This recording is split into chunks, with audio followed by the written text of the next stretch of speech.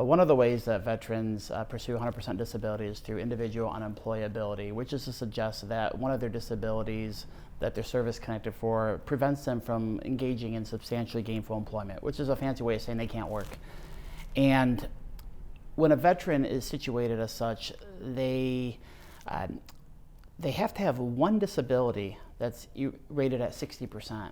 Or alternatively, they need to have a combined evaluation of 70% with one condition at 40. So those are the two criteria: one condition at 60% or a combined evaluation of 70 with one at 40. Now, one of the nuances here that the VA makes a mistake routinely on is that one disability and how that's defined. So when you go to 38 CFR 4.16, that's the controlling regulations for individual unemployability. And when you're pursuing that disability for one disability, 40%, or one condition at 60%, it's not clear, because if you dig into the regs, it states one disability constitutes disabilities of one etiology. Well, what's one etiology? Well, if you have diabetes and you have 5 or 6 conditions that you've been awarded disability compensation for because of the diabetes, and you add them up and they're 60% or greater, that's one disability.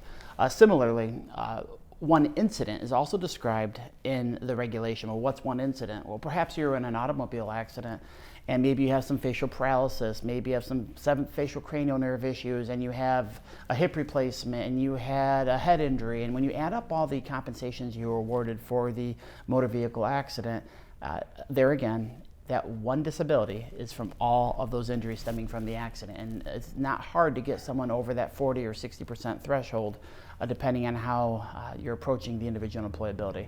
Yet again, another example is where a veteran has disabilities of lower extremities or upper extremities. So for example, if a veteran has a left knee problem and a right knee problem and a left ankle problem and a right ankle problem, when you add all of those up using the bilateral factor, which is a discussion for another day, when you add all of those up, if those equal 40%, even that constitutes one disability for individual unemployability purposes.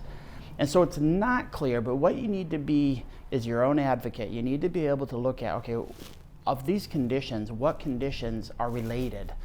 Whether from an incident or a disability or some type of systemic disease, call it cancer. If a veteran had a non-Hodgkin's lymphoma and he's in remission and they're rating the residuals, perhaps the veteran has irritable bowel syndrome, perhaps he has, from the radiation that he received, perhaps he has chronic fatigue syndrome, perhaps he has some type of thyroid issue that's permanent from the treatment of the cancer.